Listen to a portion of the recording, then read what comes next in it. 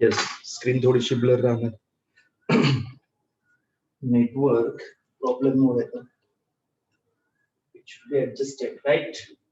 Okay, welcome to the class of mathematics. So today we will start the part of the next conceptual understanding, that is the 12th part. Actually basically 11th and 12th हे काही वेगळं नाही. 11th आणि different 12th असं काही नाही. As per the syllabus फक्त तुम्हाला ते बायफर्केट तुमच्या बुक मधून करून दिलेलं आहे. As per your syllabus it is bifurcated in the 11th and the 12th. बराचसा पार्ट 11th आणि 12th साठी सीबीएसई साठी ऑलमोस्ट सेम आहे, ऑलमोस्ट सेम. 11th आणि 12th, 11th असो या 12th असो, बराचसा पार्ट सिमिलर आहे 11th मध्ये आणि 12th मध्ये. सीबीएसई असो या एचएससी बोर्ड असो, if you consider CBSE, you consider the HSC board, difference is of 20%. 20% चा डिफरन्स आहे, थोडंफार इकडे तिकडे केलं त्यांनी सिलेबस मध्ये, इकडे तिकडे केलेलं, पण ऑलमोस्ट सिलेबस कव्हर्ड आहे. काही एक्स्ट्रा पॉइंट्स तुम्हाला लर्न करावे लागतात सीबीएसई साठी, आणि सीबीएसई व्यतिरिक्त एसएससी मध्ये काही एक्स्ट्रा पॉइंट्स लर्न करावे लागतात. एक्झॅक्टली कॉपी करता येत नाही सिलेबस, एक्झॅक्टली कॉपी करता येत नाही, म्हणून तसा प्रकार आहे. बरेच वर्ष झालं मुलं टॅकलिंग केलं किंवा हँडलिंग करताना शेवटी एम काय आहे, तर फर्स्ट एम तुमचा बोर्ड, कुठली एक्झाम असो, CBSE HSC, you have to be face the board first. याला अकॉर्डिंगली फॉलो करतात मुलं. त्यानंतर पुढची स्टेप स्टेट लेवल एक्झाम आणि नॅशनल लेवल एक्झाम. आता बरेच जणांना सोयीस्कर पडतं सीबीएसई आणि जेडब्ल्यूई कनेक्ट होऊ शकतं as per the pattern of JWE. पण सीबीएसई बोर्ड तेवढंच टफ पडतं. सीबीएसई बोर्ड एक्झाम साठी तेवढंच टफ पडतं. सीबीएसई 80% ऍप्लिकेशन ओरिएंटेड असतं आणि 20% बुक मधला पार्ट घेतलं जात, बुक्स मधला पार्ट घेतलं जात.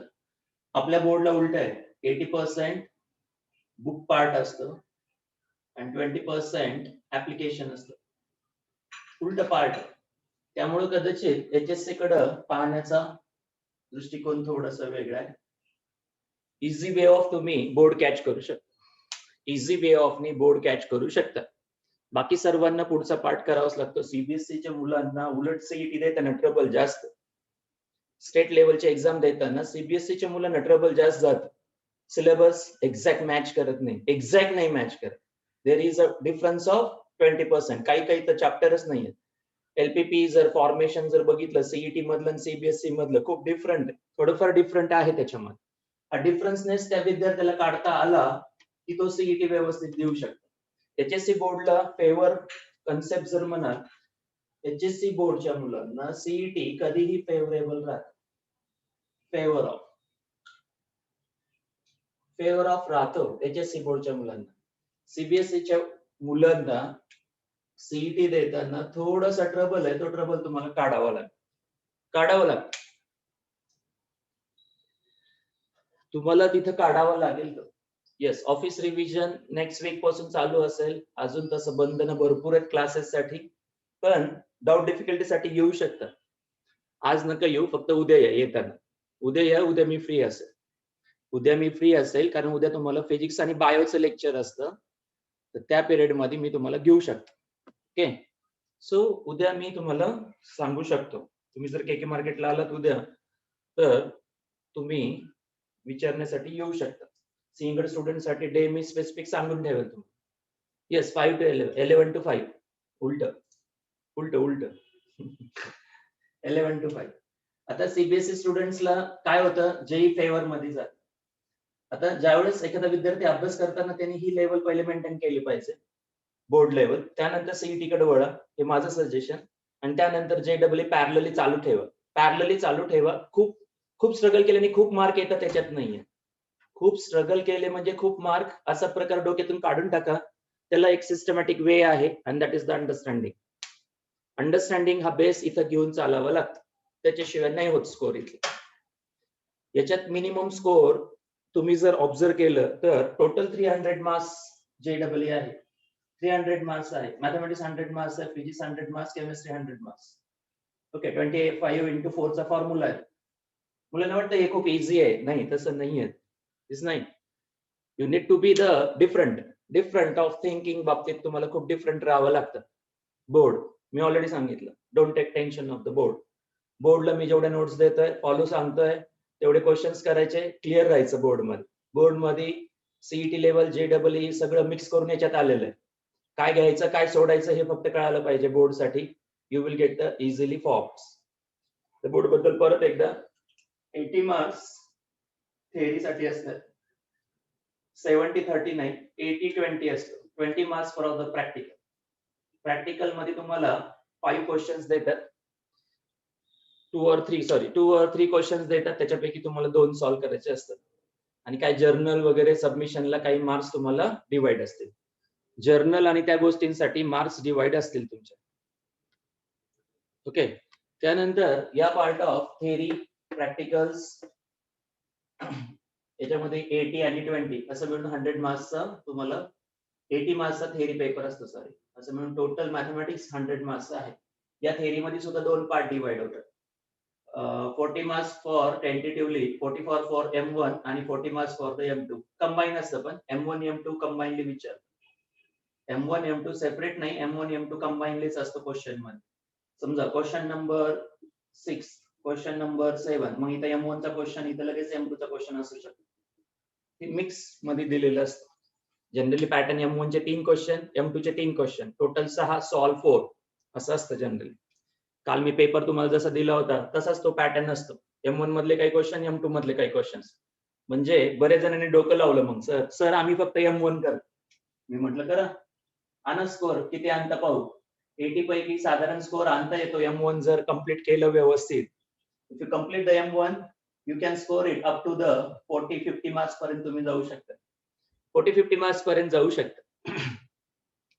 काय होतं, M2 चे काही पॅरलल क्वेश्चन्स M1 मध्ये येतात, M2 चे काही क्वेश्चन्स M1 मध्ये पॅरलल येतात.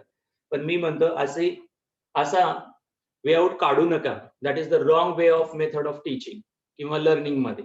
असं करायला नाही पाहिजे. ऍक्च्युली ओव्हरऑल नॉलेज घेणं हे आपलं काम. पुढच्या एज्युकेशन्स मध्ये तुम्हाला ग्रॅज्युएशनला आणि पोस्ट ग्रॅज्युएशनला ट्रबल येतात. त्याचं ग्रॅज्युएशन आणि पोस्ट ग्रॅज्युएशनला ट्रबल येऊ शकतात, कारण हे फंडामेंटल मॅथमॅटिक्स आहे आणि हे आलंच पाहिजे कंपल्सरी. ते फंडामेंटल मॅथमॅटिक्स आहे सगळं. फंडामेंटल काही पार्ट आणि त्याचा ऍप्लिकेशन ओरिएंटेड पार्ट. जास्तीत जास्त ऍप्लिकेशन्स इथं आणि इथं विचारले जातात. इथं तर हायएस्ट असतातच, इथं हायएस्ट असतात. एनडीए अनिकेत नंतर एनडीए मोजून 2-3 जणच आहेत आपल्याकडे एनडीए करणार, त्यामुळे काळजी नको करू. तुमचं होईल ते पॅरलल सिलेबस आहे. जेवढा डॉट सिलेबस घेतोय तो सगळा एनडीएला आहे. जशाला तसं आहे. गेल्या वर्षी पण 3च मुलं होते, 3 क्वालिफाय आहेत ते व्यवस्थितपणे. येस, करेक्ट, बरोबर आहे. तुझ्याकडे बुक आहे, त्याच्यामध्ये मेन्शन आहे सगळं. Okay, this is the overall about the theory practicals. CBSE का, HSC का? सीबीएसई चा फायदा JEE ला डायरेक्ट होतो. HSC चा फायदा बोर्ड पर्सेंटेज आणण्यासाठी चांगलं होतं. म्हणून जनरली सीबीएसई ची मुलं HSC मध्ये कन्वर्ट होतात, आयसीएससी बोर्डची मुलं HSC मध्ये नंतर कन्वर्ट होतात. त्यांचा बेनिफिट त्यांना मिळतो सीईटी थ्रू. सीबीएसईच्या मुलांना JEE फेवर होतो, तसं HSC मुलांना सीईटी फेवर असतो. आणि तुमच्या माहितीसाठी government college of engineering Pune, COEP, college of engineering, college of COEP, college of engineering Pune, this is not valid for the JEE. JEE चा स्कोर इथं व्हॅलिड नाहीये. COEP ला JEE चा स्कोर व्हॅलिड नाहीये. Only for the CET students.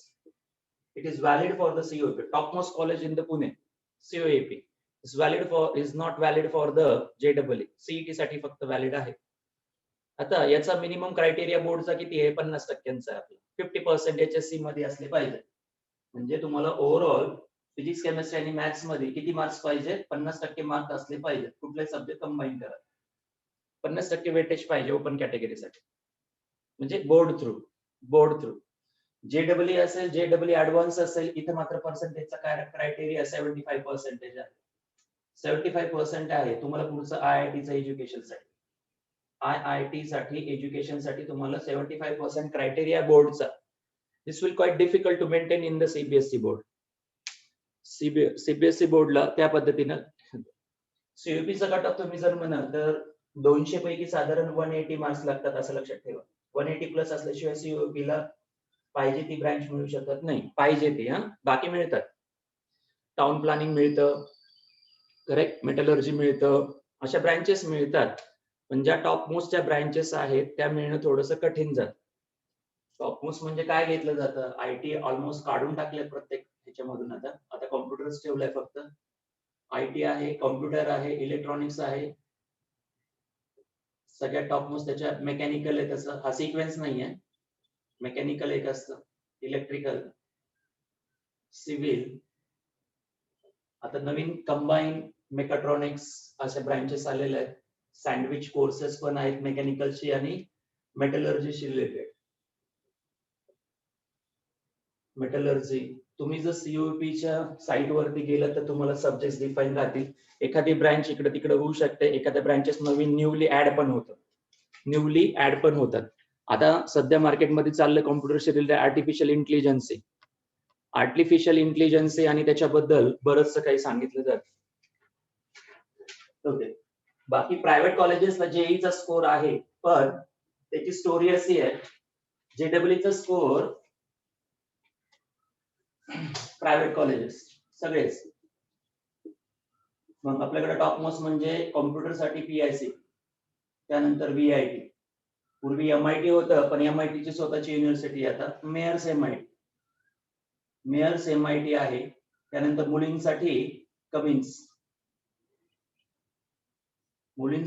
Cummins college आहे. So PICT, VIT, Myers MIT म्हणून आहे, right. आणि 4th आणि 5th लेवलचे कॉलेजेस म्हणलं की परत तुम्हाला सिंहगड किंवा शिवाजी मेमोरियल म्हणून आहे, सीओपीच्या जवळच कॉलेज आहे, SSPMS. त्याच्यातल्या काही ब्रँचेस चांगल्या आहेत, तसं गृहीत धरलं जात, या पद्धतीने गृहीत धरलं जात. आपल्याकडे आहे, पण पिंपरी चिंचवड साईडला काही कॉलेजेस आहेत. टॉप मोस्ट म्हटलं तर या लेवलचे कॉलेजेस तुम्हाला पिंपरी चिंचवड साईडलाच मिळतील, पण इथले मुलं तिकडे जाऊ इच्छित नाही. कॉम्प्युटरसाठी पीआयसीटी आहे. आता जेडब्ल्यूचा स्कोर या कॉलेजेसला 15% स्टुडंट्स फक्त इन होतात, 15%. समजा 100 सीट असतील तर 15 सीट्स रिझर्व्ह असतात.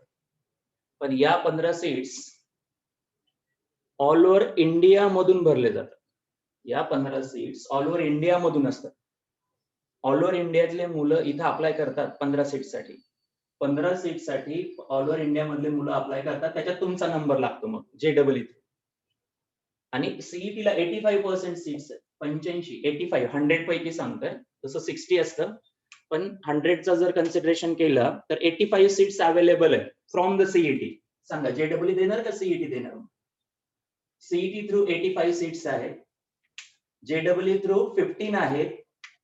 या 15 कुठल्याही स्टेटचा मुलगा तुम्हाला त्याच्यापेक्षा जास्त स्कोर आणावं लागतं जेडब्ल्यूला त्यासाठी तुम्हाला जास्त स्कोर आणावं लागतं. आता जेडब्ल्यू कशासाठी? जेडब्ल्यू NIT ला ऍडमिशन घेण्यासाठी. NIT महाराष्ट्रात नागपूरला आहे. पुणेकर नागपूरमध्ये जात नाही. जायचं असेल जाऊ शकता, तुम्हाला जेडब्ल्यू द्यावी लागेल compulsory. National institute of technology.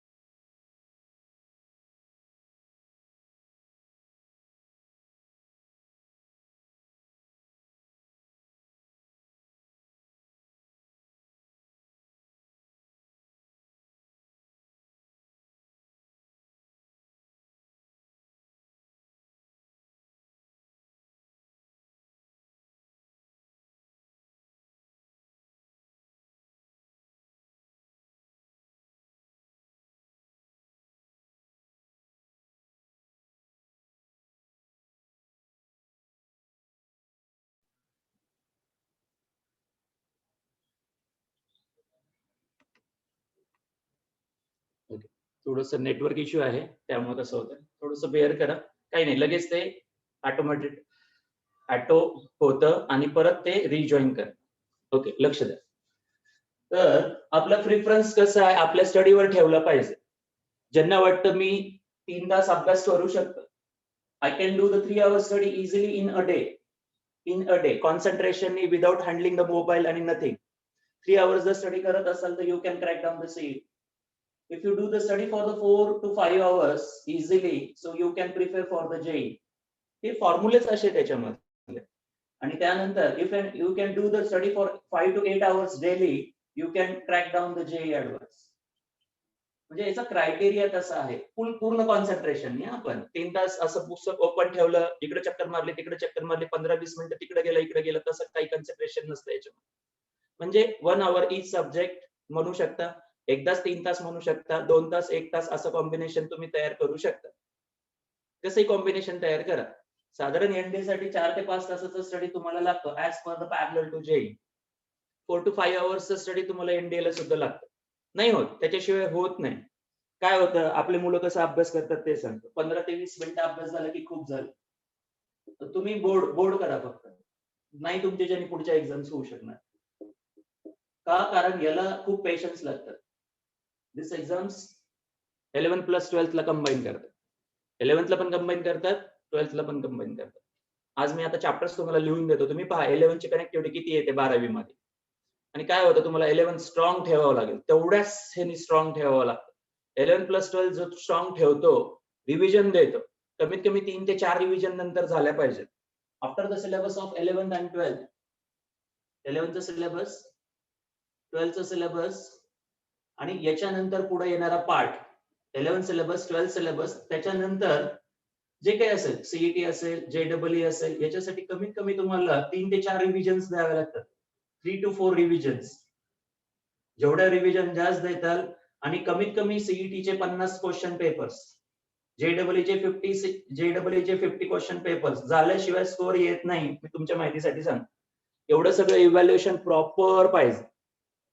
Proper असल्याशिवाय स्कोर येत नाही. तुम्ही भ्रमात राहू नका. तुटपुंज्या अभ्यासाने काही होणार नाहीये. काय होतं, बोर्ड कसा बसा क्लिअर होऊ शकतो. काय कन्सर्न आहे, भीती नाहीये.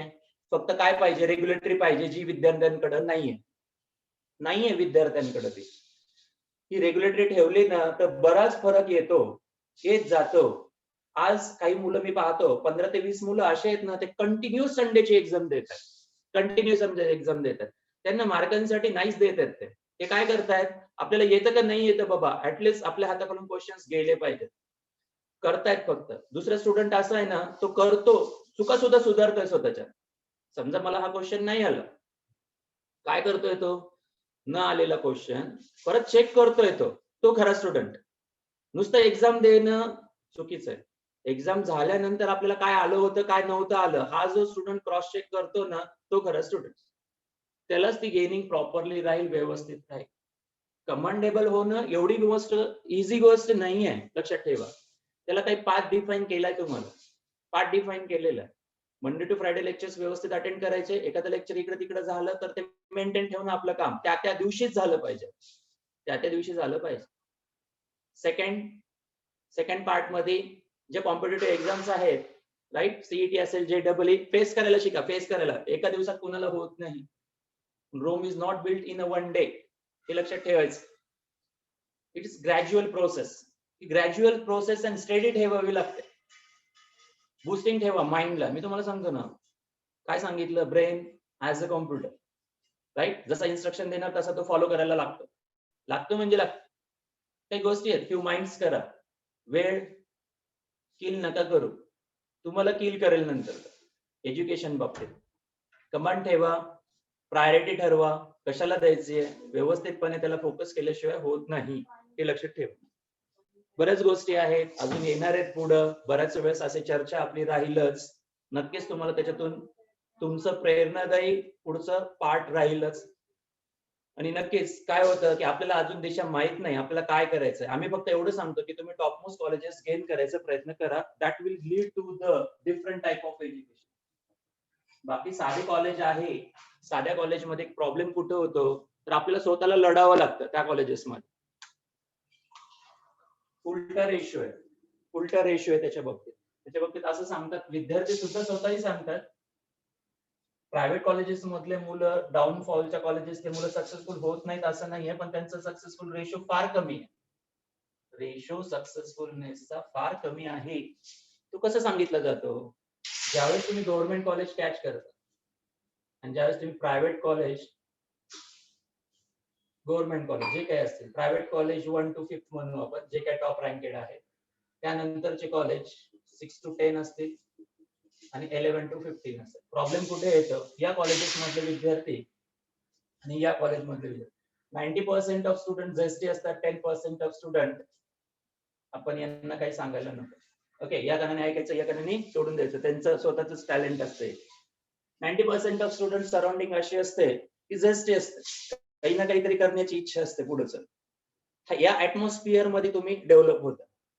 इथलं ट्रबल काय आहे? या कॉलेजला नंबर लागतो तुमचा, इंजिनिअरिंग कॉलेजला. प्रॉब्लेम काय आहे? 10% ऑफ मुलं जे असतात, 90% ऑफ स्टुडंटला सांगायची गरज नाही. ते म्हणतात नाही आम्ही शहाणे सर, आम्ही बघतो काय करायचं. हा रेशो एक्झॅक्ट उलटा आहे. हा रेशो एक्झॅक्ट उलटा आहे. इथं सफर फार कमी करावं लागतं. इथं सफर फार कमी करावं लागतं. इथं सफर सगळ्यात जास्त करावं लागतं. इथं कसं आहे, तुमचे पाय ओढणारे जास्त आहेत. इथं तसं नाहीये, तुम्हाला हात देणारे भरपूर आहेत. इथं हात देणारे भरपूर आहेत तुम्हाला. कसं होतं, कोऑर्डिनेट आणि कोऑपरेट करून चालण्यासाठी दिस इज द बेस्ट. म्हणून या बाबतीत रँकिंग सांगितली जाते. रँकिंग कशामुळे डेव्हलप होते? रँकिंग एका क्रायटेरियाने डेव्हलप होत नसते. There are so many criterias. College व्यवस्थित आहे का? प्रोफेसर्स व्यवस्थित आहेत का? व्यवस्थित सगळं मेंटेन आहे का वर्षानुवर्ष? त्याच्यानंतर कॅम्पस व्यवस्थित होतो का? ऍक्टिव्हिटीज व्यवस्थित घेतल्या जातात का? या सगळ्या गोष्टी या कॉलेजेसमध्ये आतापर्यंत मेंटेन आहेत आणि सगळ्यात ओल्डेस्ट कॉलेज म्हणून घेतलं जातं. त्यामध्ये प्रायव्हेट मधले हे जे एवढे काही कॉलेजेस आहेत, they have the 20 years 25 years of experience. साहजिक आहे, तिथलं जे कॅम्पस आहे तो 100% 80% कॅम्पस असतो त्याच्यामध्ये.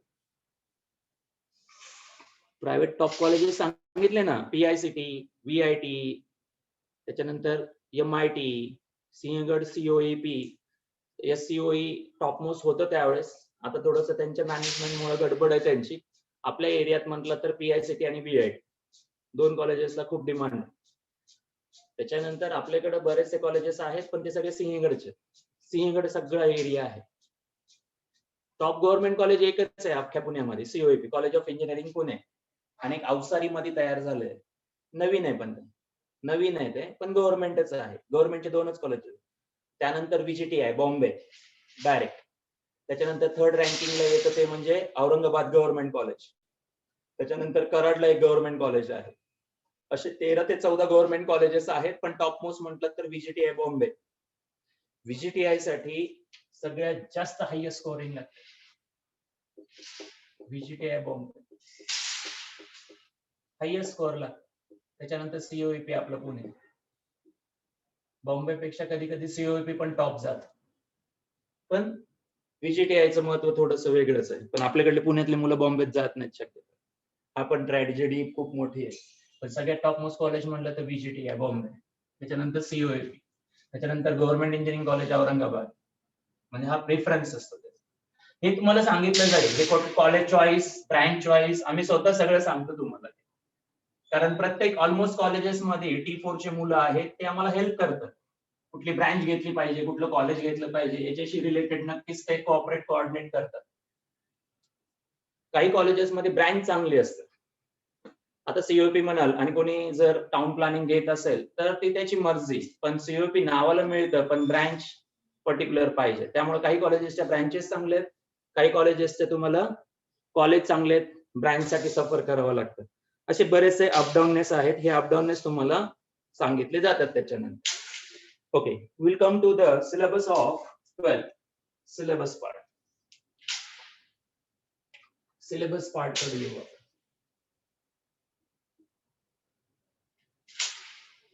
So M1 and M2 syllabus मध्ये तुम्हाला मॅथमॅटिक्स 1, मॅथमॅटिक्स 2. मॅथमॅटिक्स 1 मध्ये तुम्हाला फर्स्ट चॅप्टर आहे मॅथमॅटिकल लॉजिक.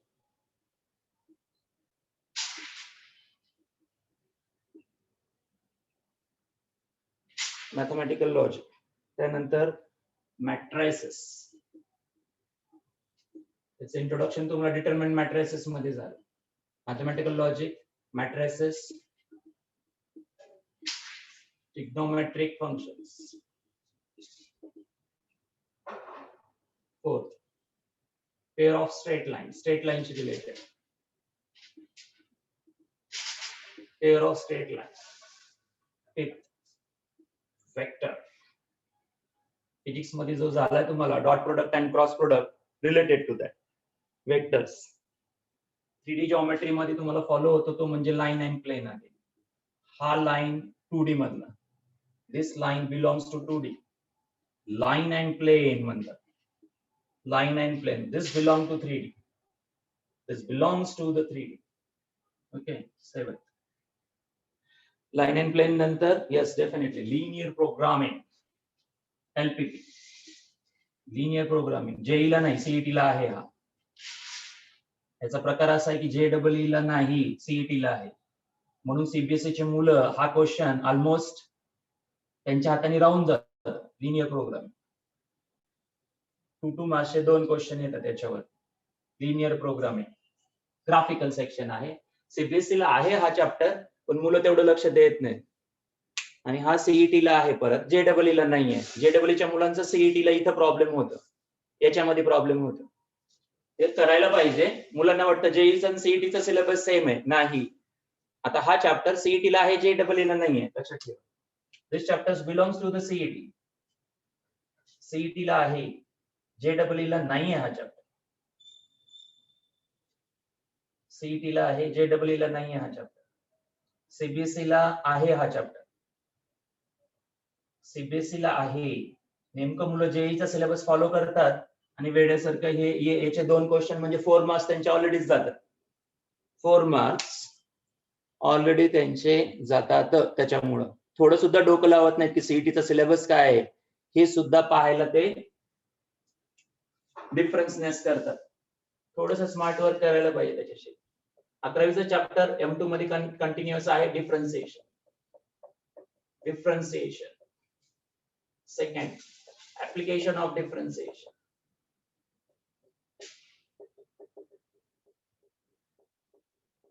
डिफरन्सिएशन म्हणजे डेरिव्हेटिव्ह, डेरिव्हेटिव्ह म्हणजे स्लोप. डिफरन्सिएशन म्हणजे डेरिव्हेटिव्ह, डेरिव्हेटिव्ह म्हणजे स्लोप. डेरिव्हेटिव्ह म्हणजे slope. Differentiation, application of differentiation, that is application of derivatives म्हणून special. Application of derivatives. Differentiation is derivative आहे.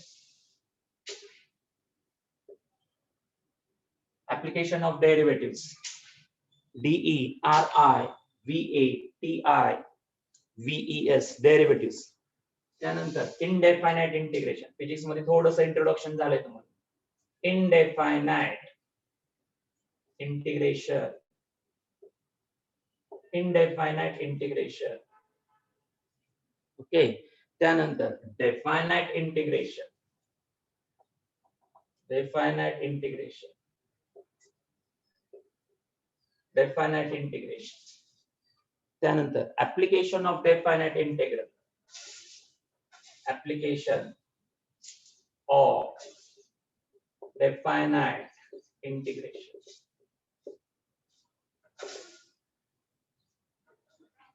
Application of definite integration. हा part म्हणजे area under the curvature. आठवतं? पॅराबोलाच्या बिलोचा एरिया, ट्रायंगलच्या बिलोचा एरिया, सर्कलचा पर्टिक्युलर पार्ट ऑफ एरिया, हे मी तुम्हाला सांगितलं होतं फंक्शन चॅप्टर मध्ये. तो इथं बिलॉंग करतो. ऍप्लिकेशन ऑफ डेफायनाइट इंटिग्रेशनला बिलॉंग करतो. आठवा असं सांगितलं होतं. हा पॅराबोला आहे, करेक्ट? आणि या पॅराबोला साइडचा हा एरिया तुम्हाला काढायचा. ही स्ट्रेट लाईन आहे, एवढा एरिया तुम्हाला काढायचा. This is application of definite integration. Application of definite integration मध्ये येतं. आणि याच्यासाठी तुम्हाला फंक्शन चॅप्टर येणं गरजेचं आहे. फंक्शन आलंच पाहिजे या चॅप्टर साठी. 4 मार्क्स साठी क्वेश्चन नसतो 12th मध्ये. आणि मुलांना सोडून देतात मुलं सर, का तर फंक्शन येत नाही मुलांना. फंक्शनचा स्टडी व्यवस्थित केल्याशिवाय हा चॅप्टर येतच नाही. ही लिंक असते बरेचशा चॅप्टर मध्ये, बरीच लिंक आहे. जस्ट आपला आता करंट चॅप्टर रिलेटेड सांगतो. त्याच्यामुळं आता सांगतो तुम्हाला एकदा फंक्शन कशा कशामध्ये येणार आहे. ऍप्लिकेशन ऑफ डेफिनेट इंटिग्रल नंतर differential equation. Differential equation. Differential equations. Okay. त्यानंतर probability distribution.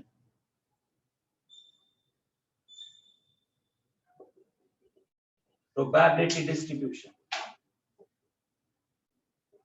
Probability distribution. 8. Binomial distribution.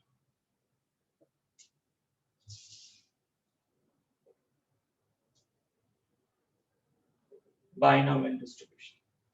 Basic probability 11 मध्ये आहे आणि त्यानंतरचा पुढचा पार्ट बायनॉमियल 12th मध्ये आहे. हे प्रोबॅबिलिटी आणि बायनॉमियल डिस्ट्रीब्युशन.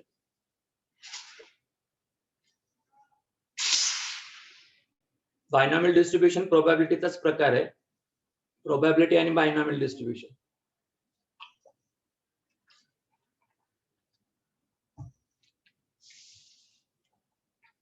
एवढं जर चॅप्टर सोडला तर ऑलमोस्ट सगळे चॅप्टर JEE ला आहेत.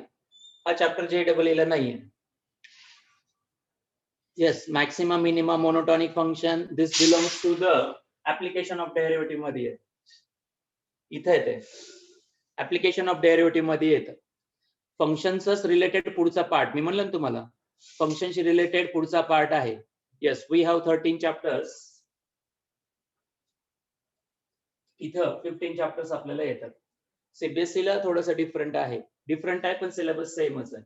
सीबीएसई ला येस मॅथमॅटिकल लॉजिक हा चॅप्टर, ट्रिग्नोमेट्रिक फंक्शनचा पार्ट आहे, पेअर ऑफ स्ट्रेट लाईन आहे, वेक्टर आहे, मेजर लाईन प्लेन आहे, एलपी सुद्धा आहे त्याच्यामध्ये. मेजर पार्ट आहे differentiation, application, indefinite, definite application, differential equation. This is the major part related to the function. हा सगळा पार्ट रिलेट करतो फंक्शन. 6 चॅप्टर्स फंक्शनशी रिलेटेड. फंक्शन हे मॅथमॅटिकल टूल आहे. डिफरन्सिएशन, इंटिग्रेशन एक दुसरं टूल झालं, डिफरन्सिएशन तिसरं टूल झालं. हे सगळे टूल्स आहेत which operates on the functions. म्हणून याचं महत्व वेगळं आहे. इनइक्वेशन याच्यामध्येच येतात. इनइक्वेशन थोडक्यात याच्यामध्ये आहेत लर्निंगला तुम्हाला. इनइक्वेशनचा बेसिक पार्ट सेट रिलेशन मध्ये दिला होता आणि त्याच्यानंतर इथं दिलेला आहे. इथं दिलेला आहे.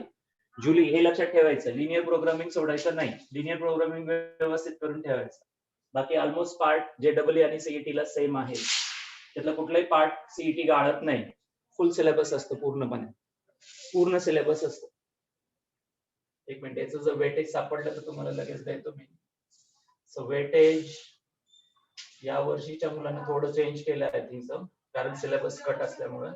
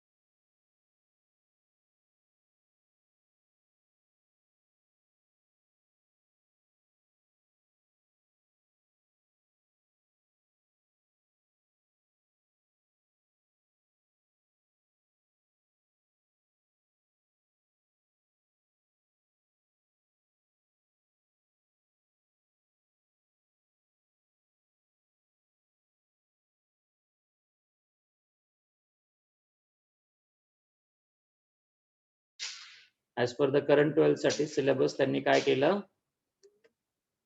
थोडस डिस्ट्रीब्युशन वेगळं दिलेलं आहे यावर्षी.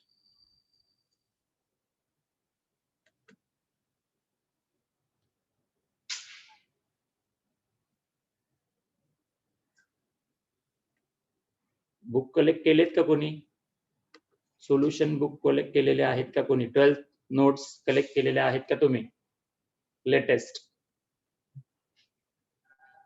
येस आशुतोष, त्याच्यात चेक कर बरं, चेक कर बरं वेटेज दिलंय का त्याचे.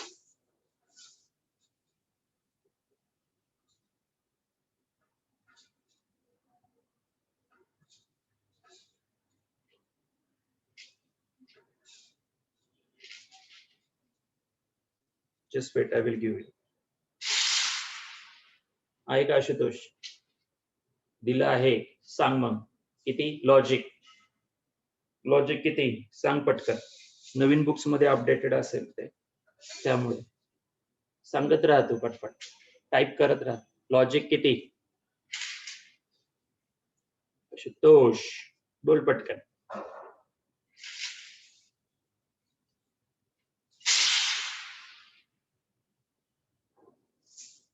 आहे का आशुतोष?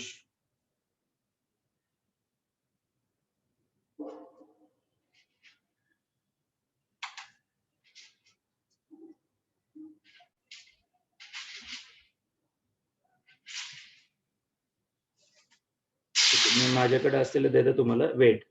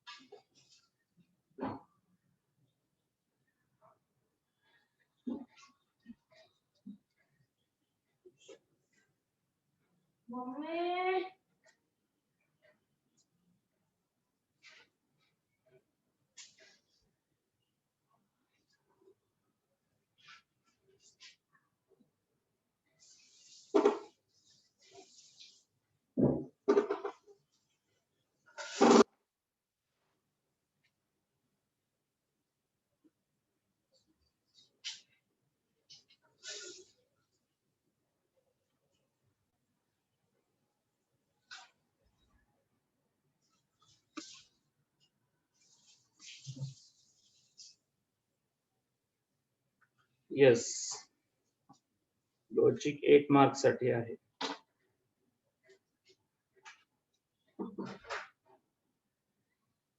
अकरावी प्लस 12वी मिळून क्वेश्चन तुम्हाला सांगतो, वेटेज तुम्ही ठरवा. सीईटी साठी सांगतो ना, सीईटी साठी कुठले क्वेश्चन्स किती येतात हे तुम्हाला सांगतात.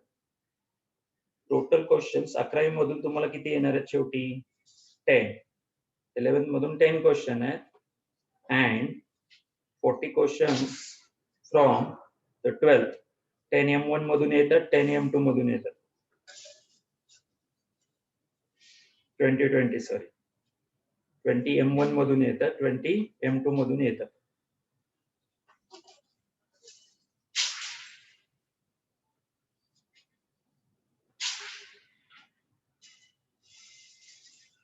येस, 12वीचं सोल्युशन बुक कलेक्ट केलंय कोणी? ओके, तर सांगा इथं 8 मार्क्स. येस, लॉजिक 8 मार्कांचं आहे. आय थिंक मॅट्रिसेस 6 असेल, करेक्ट आहे का? मॅट्रिसेस कितीच आहे? 6, करेक्ट. मॅट्रिसेस 6 साठी असणार. हा 10 साठी असेल किंवा 8 साठी असेल परत. आय थिंक सो 10 साठी आहे ट्रिग्नोमेट्रिक फंक्शन्स. ओके, 10 मार्क साठी आहे. त्यानंतर pair of straight line 5 to 6 मार्कांसाठी असेल. 5 to 6 marks, 6 marks. Okay, with option आहे हा वेक्टर्स. वेक्टर्स यावर्षी चेंज केलं त्यांनी. 11वीला पार्ट होता, 12वीला पार्ट होता. Vector 12. Okay, line plane, line and plane, line and plane 6 to 7 marks. Line and plane 10 marks. म्हणजे ऑलमोस्ट इथं तुमचे 22 मार्क्स झाले. Good. Linear programming 4 marks, 4 linear programming 4 marks. एकच क्वेश्चन असतो लिनियर प्रोग्रामिंगचा. डिफरन्सिएशन 6 to 8 मार्क्स पर्यंत असेल. 9 marks. Okay. Differentiation 9 marks. Application of derivative 6 to 8 marks. किती? Application of derivative again 9 marks. With option असल्यामुळे कसं आहे, इंडेफिनाइट इंटिग्रेशन किती? 10. Indefinite integration 10. Definite integration 6 to 8 marks पर्यंत असेल. 6 to 8 marks. Application of definite integration 4 to 6 marks पर्यंत असेल. एक क्वेश्चन असतो याचा 4 मार्क्स, जसं लिनियर प्रोग्रामिंगचा असतो त्या पद्धतीने. Differential equation, this is belongs to the 8 to 8 marks. Probability distribution 5 to 6 marks पर्यंत असेल. 5 to 6 मार्क्स पर्यंत असेल. बायनॉमियल डिस्ट्रीब्युशन 2 plus 4 चं कॉम्बिनेशन करतात, 3 plus 2 चं कॉम्बिनेशन. Okay, 5 marks. चेक करा टोटल किती झाले. How much is the total in the M1, how much is the total in the M2. M1 मध्ये टोटल किती, M2 मध्ये टोटल किती सांगा. आय थिंक 58 किंवा 56 ची टोटल होईल. चेक करा.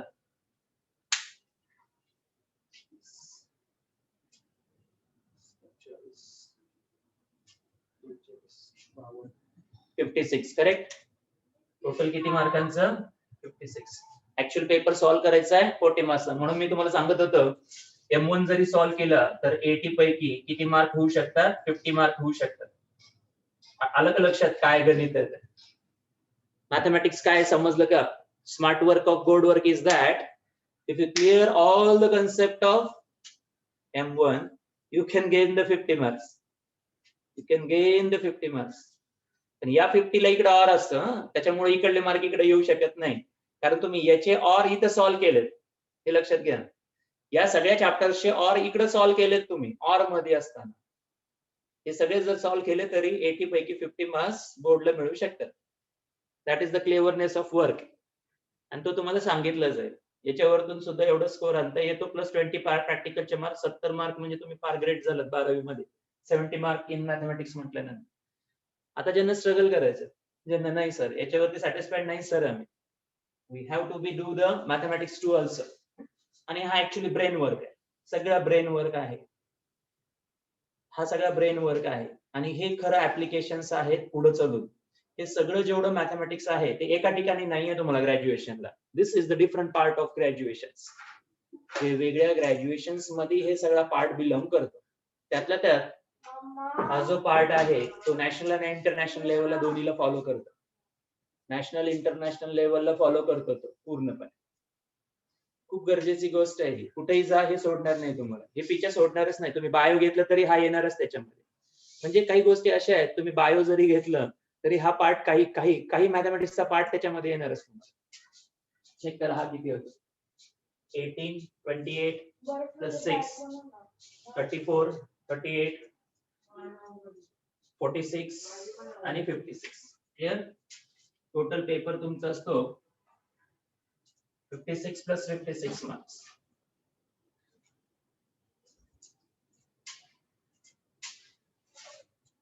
वन 2 मार्क्सचा पेपर असतो. त्यापैकी कितीचा सॉल्व्ह करायचा आहे? 80 मार्क्सचा. That's why board is simple. Compare to the CBSE हा खूप सिम्पल पडतो. कम्पेअर टू द सीबीएसई म्हणूनच इकडे स्कोर जास्त होतात. असंच फिजिक्सला असंच केमिस्ट्रीला फक्त 70 मार्क्सचे पेपर आहेत. फिजिक्स केमिस्ट्री 70 मार्क्सचे पेपर्स आहेत. You have to be clear work. I will assure you the 50 marks. 56 नाही मिळत, कारण याच्यातले ऑर याच्यात जातात. काही याच्यातले ऑर याच्यात जातात, याच्यातले ऑर तुम्ही इकडे सॉल्व्ह करू शकता. याच्यातले काही क्वेश्चन्स तुम्हाला मात्र टॅकल व्यवस्थित करावे लागतात. In the M1 also you can get the very good score in mathematics. आता राहिला पार्ट लिंकिंग ऑफ 11th काय आहे. लिंकिंग ऑफ 11th काय आहे, किंवा तुम्हाला जर सीईटी ऑब्झर्व करायचं असेल तर you can gain for the CET. CET साठी मॅथमॅटिकल लॉजिक मधून साधारण 2 to 3 क्वेश्चन्स एक्सपेक्टेड आहेत. आपल्याला 20 क्वेश्चन्स काढायचे. 3 क्वेश्चन्स धरून चला. Matrices 2 questions. Trigonometric functions almost 3 to 4 questions. 3 3 6 7 आणि 8. पेअर ऑफ स्ट्रेट लाईन नंतर लिहा तुम्ही, एकदा क्लिअर करू द्या मला. Pair of straight line 2 questions. 20 question जायचंय. वेक्टर मध्ये तुम्हाला ऑलमोस्ट एक्सपेक्टेड 5 क्वेश्चन्स आहेत. लाईन आणि प्लेन 4 क्वेश्चन्स. Linear programming 2. कारण 6 आणि 5 11 12 13 14 15 16 17 18 19 20 21 झाले. एक कमी करा लाईन प्लेन मधून 3. This will be the weightage of CET. This will be the weightage of CET. 5, 10, 11, 12, 13, 14, 15, 16, 17, 18, 19, 20. 20 questions from the M1. 20 questions from the M1 for the CET. 20 questions from the M1 for the CET. 3 questions logic मधून expected आहेतच. 2 question matrices वरती expected आहेत. 3 questions to 3 to 4 questions धरून चला. 4 balance करू आपण. 4 questions trigonometric functions 3. Sorry, 3 बरोबर आहे. त्यानंतर पेअर ऑफ स्ट्रेट लाईन 2. हे 5 5 10 झाले. वेक्टर मोठा सेक्शन आहे. सेक्शन मोठा आहे त्यामुळं क्वेश्चन्स 5 राहतील. लाईन प्लेन 3 क्वेश्चन्स आणि एलपीपी 2 क्वेश्चन्स. 3 2 5 10 परत 5 आणि 5 10. That it. डिफरन्सिएशन इकडे 8 चॅप्टर्स आहेत. डिफरन्सिएशन मधून एक्सपेक्टेड 3. येस 3 एक्सपेक्टेड आहेत. ऍप्लिकेशन ऑफ डेरिव्हेटिव्ह मधून 3 6 झाले. Indefinite integration 4. डेफिनाइट आणि ऍप्लिकेशन ऑफ डेफिनाइट हे दोन्ही मिळून येतात. एक एक क्वेश्चन एक्सपेक्टेड करा. 2 क्वेश्चन 4 5 6 7 8 9 10 4 आणि 3 7 8 9 10 11 12 झाले. Differential equation 3 questions. Differential equation 3. Probability distribution 1 binomial 1 2 2 consider करा. 1 आणि 2 याच्यामुळे 3 येतात खरं. 2 2 4 5 6 7 8 9 2 4 13 14 15 16 17 18 19. एक अजून इन्क्रीज करावं लागेल. Differentiation 3. Application of derivative 3. Indefinite इथं इन्क्रीज करा फक्त. त्याचं काही कॉम्बिनेशन तयार करतात. हा किंवा हा कुठले कॉम्बिनेशन येत त्या पद्धतीनं तुम्हाला सीईटीला क्वेश्चन्स राहतील. 20 questions from M1. 20 questions CET साठी. 20 questions from M1. M2 20 questions आणि 11th 10 questions. या पद्धतीने 50 questions, 2 marks each, 100 marks for the CET. मॅथमॅटिक्सचं बेनिफिट वेगळं आहे जर व्यवस्थित केलं तर. नाही वेक्टर फिजिक्स मधला नाही आहे. It is a concept in physics but mathematical applications खूप मोठे आहेत. जसं व्हॉल्यूम पार्ट काढणं तुम्हाला जर गेलं असेल तर सेंट्रॉइड, मेडियन, आठवतं अँगल बायसेक्टर, हे सगळे कन्सेप्ट परत वेक्टर मध्ये आहेत. जसे 2D मधले कन्सेप्ट आहेत तसेच परत 3D मध्ये येतात. This part belongs to the 3D. Vector मधला काही पार्ट 3D मध्ये येतो आणि 2D मधले कन्सेप्ट सगळे 3D मध्ये आहेत. जसं सेंट्रॉइड, मेडियन, अँगल बायसेक्टर, आठवतं perpendicular bisector joining the point, हे सगळे कन्सेप्ट वेक्टर मध्ये रिपीट होतात. लाईन आणि प्लेन, लाईनचं इक्वेशन कसं डिफाइन करणार, प्लेनचं इक्वेशन कसं डिफाइन करणार याच्याशी रिलेटेड आहे. लाईन इन स्पेस म्हणतो आपण. आता हा पेन आहे स्पेस मध्ये आहे. स्पेस मध्ये आहे. ज्यावेळेस मी बोर्ड वरती ठेवतो तर 2D वरती लाईन आहे. ही 2D ची लाईन आहे. आणि ज्यावेळेस मी बोर्डच्या बाहेर हा पेन लिफ्ट करतोय that will be in the 3D direction. हा कुठं जाईल माहित नाही. हा स्पेस मध्ये कुठली डायरेक्शन फिक्स करतोय हे माहित नाही. That is the skill to learn the 3D. That is the skill to learn the 3D in algebraical part. Okay, एक चॅप्टर सांगतो तुम्हाला. Mathematical logic. एक फक्त 10 मिनिट्स द्या. प्रत्येक चॅप्टरचं महत्व सांगतो. फक्त मोजून 10 मिनिट्स पुढचे आणि 10 मिनिटात प्रत्येक चॅप्टर मध्ये काय आहे. लॉजिक इंग्लिश सेंटेन्सचे फॉर्मेशन आहे पण त्याला मॅथमॅटिक्स शोधलंय त्यांनी. इंग्लिश मध्ये मॅथमॅटिक्स शोधलंय म्हणजे सेंटेन्स बरोबर आहे. इंग्लिश मध्ये सेंटेन्सेस असतात, मॅथ्स मध्ये स्टेटमेंट होऊ शकतात का नाही तसा तो पार्ट आहे. आणि याचे सिम्बॉलिकल फॉर्म्स बऱ्याच जणांना कॉम्प्युटर सायन्स मध्ये, इलेक्ट्रॉनिक्स मध्ये झाले असतील, बऱ्यापैकी झाले असतील. Logical gates, and or situations. Matrices already तुम्हाला फॅमिलियर आहे. थोडाफार फॅमिलियर 11th मध्ये झालाय. मी तुम्हाला सांगितलं मॅट्रिसेस मध्ये addition, subtraction, multiplication, division 4 process. Division होत नसतं पण त्याचा इनव्हर्स होतो. ऍडिशन, सबट्रॅक्शन, मल्टिप्लिकेशन आपण 11th मध्ये बघितलं थोडक्यात, असं लक्षात ठेवा. आणि एक पार्ट त्याचा इकडे आला, that is a division part, that is called as inverse. Trigonometric function totally trigo part 10 she related जेवढा होता तो तुम्हाला ट्रिगो पार्ट 1 मध्ये होता, ट्रिगो पार्ट 2 मध्ये 11 चा पार्ट आला आणि 12 चा कनेक्टेड पार्ट याच्यामध्ये आहे. येस जुली, याच्यामधला काही पार्ट तुम्हाला 11th मध्येच आहे आणि काही पार्ट 12th मध्ये, जसं इनव्हर्स 12th मध्ये आहे. आपल्याला इनव्हर्स कुठे गेला, कुठल्या चॅप्टर मध्ये गेला आठवा बरं. ट्रिगोचा इनव्हर्स कुठल्या चॅप्टर मध्ये गेला तुम्हाला, कॉम्प्लेक्स नंबर मध्ये, आठवतं का? आर्ग्युमेंट, मॉड्युलस आणि आर्ग्युमेंट आपण काढलं होतं. मॉड्युलस आणि आर्ग्युमेंट मध्ये इनव्हर्स यायचा पहा, आर्ग्युमेंट मध्ये इनव्हर्स यायचा. पेअर ऑफ स्ट्रेट लाईन सारखाच पार्ट आहे, पण 2 लाईनचा कन्सेप्ट इथं घेतला एकत्र. 2 लाईन मल्टिप्लाय केल्यास काय होऊ शकतं, वेक्टर्स. फिजिक्स सारखाच इंट्रोडक्टरी आहे, पण याचा लेंथीनेस मॅथ्स मध्ये बराचसा आहे. जसं रेशो फाइंड आउट करणं, राईट, आता सांगितल्यासारखं सेंट्रॉइड वगैरे तसं फाइंड आउट करणं. Line and plane 3D part आहे. स्पेस मध्ये एखादा प्लेन, स्पेस मध्ये आता हे बुक आहे, हा प्लेन झाला त्याच्यासाठी. बोर्ड आणि हा प्लेन एकमेकांना पॅरलल आहे, बोर्ड आणि हा प्लेन एकमेकांना परपेंडिक्युलर आहे. ही कन्सेप्ट आहेत आता तुम्हाला त्याच्यानंतर. मग ह्याचे इक्वेशन कसे काढायचे, that is the algebraical part that we learn in the line and plane. Linear programming हा पार्ट इनइक्वालिटीला फॉलो करतो. इनइक्वालिटी तुम्हाला सेट मध्ये थोडंसं इंट्रोडक्शन झालेलं आहे.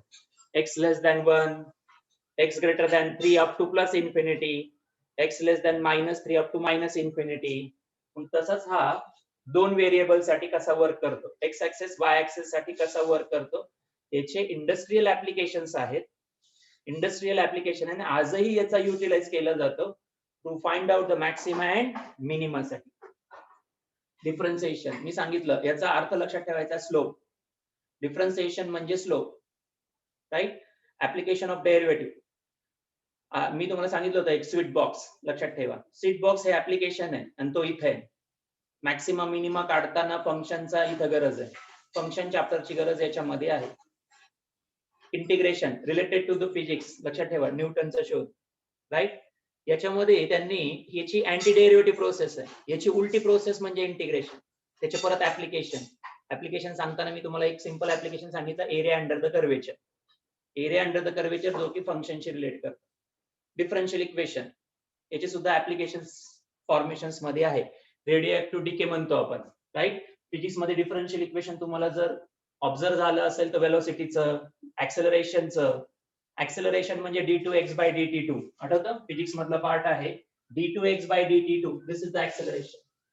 Rate of change of displacement double, दोनदा घेतो आपण.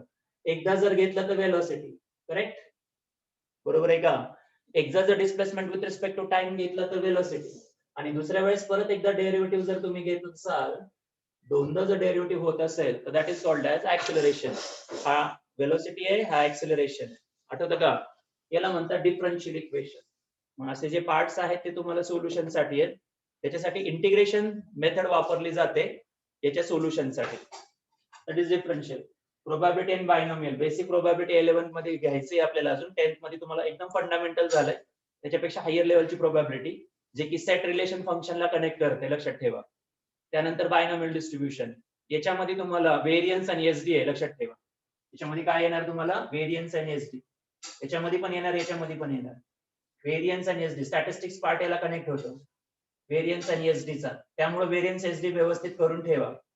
आणि हा कनेक्टेड होतो फंक्शनला, हे दोन्ही चॅप्टर्स कनेक्ट होतात फंक्शनला. आणि हे 6 तर आहेतच, म्हणजे टोटल 8 चॅप्टर फंक्शनशी रिलेटेड आहेत. फंक्शनशी रिलेटेड 8 चॅप्टर्स आहेत. फंक्शन एवढं यूज नाहीये याच्यामध्ये, पण टाइप ऑफ फंक्शन्स तुम्हाला बेसिक येत असेल तर प्रोबॅबिलिटी कसं तयार करतं फंक्शन त्याबद्दल सांगितलंय. आणि प्रोबॅबिलिटी स्टॅटिस्टिक्सला कनेक्टेड होतं. 2 चॅप्टर्स आणि प्रोबॅबिलिटी स्वतः 3रा चॅप्टर. पहिला चॅप्टर फंक्शन, दुसरा स्टॅटिस्टिक्स आणि तिसरा प्रोबॅबिलिटी स्वतः. असं मिक्स कॉम्बिनेशन आहे याच्यामध्ये आणि सिंपल आहे. जर तुम्हाला व्हेरियन्स आणि एसडी येत असेल 11th मधलं तर हे चॅप्टर खूप इझी पडतील तुम्हाला. व्हेरियन्स एसडी येत नसेल तर हे चॅप्टर तुम्हाला थोडंसं डिफिकल्ट जाते. त्याचे फॉर्म्युले आहेत ते लक्षात ठेवावे लागतात व्हेरियन्सचे. Keep in the mind. काही गोष्टी आहेत आता सांगून ठेवतोय, पुढे ट्रबल नकोय. मुलं डायरेक्ट चॅप्टर सोडून देतात, याच्यासारखं इझी काहीच नाहीये. आणि हे सगळं लिंक करतो, हा मोठा पोर्शन आहे, सगळं एकमेकांना लिंकेड पोर्शन आहे, बराच मोठा portion. Okay, thank you for your patience. And how is the today's lecture? Overall view सांगायचा प्रयत्न केलाय. बोर्ड काय, सीईटी काय, JEE काय फेस करायचं हे तुमच्या टायमिंगवर ठरवा. किती अभ्यास करू शकता त्याच्यावर ठरवलं पाहिजे. Priority to the board because it will clear your concept. Easy understanding साठी हे काय एका ऑथरचं बुक नाही आहे, हे एक्सपर्टाईजचं बुक आहे. आणि हे एक्सपर्टाईज काय सांगतायत तर त्यांनी खूप मेहनत घेतली आहे प्रत्येक चॅप्टरसाठी. प्रत्येक चॅप्टरने जवळपास 3-3, 4-4 शिक्षकांनी मेहनत घेतली आहे याच्यासाठी. आणि हे that is the best book to cover the theoretical part. एवढंच सांगेल याच्यामध्ये. And next level of MCQ pattern. MCQ pattern मध्ये तुम्हाला 11+12 असे कंबाईन बुक्स आहेत. सीईटी लेवलला हे बुक प्रॅक्टिस साठी चांगलं आहे. तर त्यानंतर 12 साठी हे प्रॅक्टिस साठी हे book best. If you solve these two books, you will get the command. You will get the different level of command for the objective pattern. एक 11वीचं बुक आहे, एक 12वीचं बुक आहे. विदाउट सोल्युशन असल्यामुळे याची साईज कमी आहे. विदाउट सोल्युशन आहे, solution असल्यास याची साईज खूप मोठी होते. ओके, हे झालं एक पार्ट जेणेकरून तुम्ही 60% ऑफ JEE कव्हर करू शकता. एवढं जरी सॉल्व्ह करून तुम्हाला जर कन्सेप्च्युअली येत असेल तर you can cover the JEE 60% from this also. 60%, not more than that. आणि त्यानंतर JEE चे बुक्स तर आहेतच, ऑनलाईन अवेलेबल आहेत. ऑफलाईन तुम्हाला तुमचे घ्यायचे असेल तर सजेस्ट केले जातील. पहिले तुम्ही अभ्यास दाखवा, त्याच्यानंतर तुम्हाला सजेस्ट केले जाईल. असे बुक्स कमीत कमी 5-5, 6-6 पब्लिकेशन्स मुलं सॉल्व्ह करतात. याच्या एका बुकची कॉस्ट ₹1000 आहे. मोर दॅन दॅट आहे. त्यापेक्षा काय करा, हे बुक्स तुम्हाला ऑनलाईन अवेलेबल करून दिले. ऑनलाईन अवेलेबल आहेत. ज्यांचा सीईटीचा कोर्स आहे, JEE कोर्स आहे, त्यांच्यासाठी हे बुक्स ऑनलाईन अवेलेबल करून दिलेले आहेत. तेवढं मी करू शकतो कारण एका बुकची कॉस्ट ₹1000 आहे. त्याचे व्हॉल्यूम आहे. यू सी द व्हॉल्यूम आहे त्याचे. 2-2 हजार रुपये किंमत होईल याची.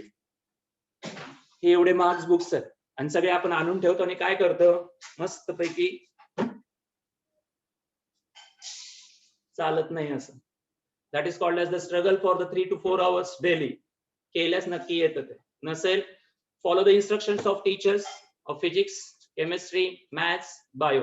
शिक्षकांच्या इन्स्ट्रक्शन्स व्यवस्थित फॉलो करा. You will read to the your syllabus. कुठेही कमी पडणार नाही. प्रत्येक सिलेबस व्यवस्थित सगळा कव्हरअप घेतला जाईल तुमचा. कुठेही स्किप आउट करत नाही. मार्केटमध्ये स्लो सुरुवात करतात, एंडिंग तेवढीच फास्ट करतात. काय करतात त्यांनाच माहिती. सुरुवातीला लाडीगोडी लावतात ऍडमिशन साठी. काय होतं नंतर सिलेबस असं आहे, सिलेबस एकदम वाइंड अप करतात, कळू सुद्धा देत नाही तुम्हाला काय चाललंय त्याच्यामध्ये. प्रॉब्लेम तिथे येतो. बऱ्याच जणांना माहित नाहीये. म्हणून T4चा एक विश्वास आहे, एक व्यवस्थितपणा आहे. आज नाहीये, 12 इयर्स पासून येतो आणि व्यवस्थितपणे अजूनही कंटिन्युएशन त्याला देण्याचा प्रयत्न केलेला आहे दरवर्षी. हे डेडिकेट वर्क आहे आमचं. पूर्णपणे डेडिकेट असतो आम्ही याच्यासाठी. फक्त काय पाहिजे, करणारा विद्यार्थी सापडला की नक्कीच त्याला तो लीड केला जातो त्याच्या पद्धतीने पूर्णपणे. फक्त काय गरज पडली की शिक्षकांना शोधायचं. दॅट इज द रॉंग वे. नाही होत कारण एवढा मोठा सिलेबस आहे. तुम्हाला दिसायला दिसतो हा चॅप्टर 2 मंथ्स घेतो, 1.5 मंथ घेतो. हे जर शिकवायला लागलं ना एकदा, 1.5 मंथ घेतो हा चॅप्टर पूर्णपणे. 1.5 मंथ घेतो हा चॅप्टर शिकवण्यासाठी. एवढं इझी नाहीये. हा चॅप्टर सुद्धा ऑलमोस्ट 1.5 मंथ घेतो हा चॅप्टर शिकवण्यासाठी. ट्रुली जर लीड करायचं असेल तर याच्यासाठी कमीत कमी 40 to 45 लेक्चर्स लागतात याला. 40 to 45 लेक्चर्स याला लागतात. हे मॅनेज करावं लागतं. एक्स्ट्रा लेक्चर्स घेऊन मॅनेज करावं लागतं. हे टास्क कसं आहे, सिंपल गोष्टी शिकवायच्या आणि मिटून टाकायचं, तसं नाहीये याच्यामध्ये. प्रॅक्टिस ऑफ पार्ट असतो जो की तुम्हाला हेल्पिंग हँड मिळत राहील याच्या बाबतीत. हेल्पिंग हँड तुम्हाला मिळत राहील. फक्त करताना ज्या दिवशी जो टॉपिक कंटेंट शिकवला त्या दिवशी लगेच रिवाइज करणं, दॅट इज युअर वर्क. झाला टॉपिक कंटेंट की लगेच घरी रिवाइज करायचं, झाला लगेच रिवाइज करायचं. आहे तेच क्वेश्चन्स फक्त तुम्हाला आले तरी सफिशियंट आहेत. झालेले क्वेश्चन्स पटकन रिवाइज करून ठेवायचे. ते रिवाइज केले की तुमची अंडरस्टँडिंग वाढत जाणार, लॉजिकल थिंकिंग वाढत जाणार आणि कुठलीही एक्झाम असू द्या भीती तुमची निघून जाणार त्याच्यामध्ये. Okay, thank you. We will definitely cover in the next as mathematical logic. हा चॅप्टर आपण स्टार्ट करू. मॅथमॅटिकल लॉजिक जो की तुम्हाला कुठेही याआधी कनेक्टिव्हिटी आलेली नाही याची. ओके, बरंचसं मॅथमॅटिक्स आहे पण सिंपल करून देणं हे माझं वर्क. वेळेवर तुम्ही करणं हे तुमचं वर्क. सिंपल लँग्वेज मध्ये समजून सांगितलं हे माझं वर्क याच्यामध्ये सगळ्यात मोठं. Okay, thank you for your patience once again.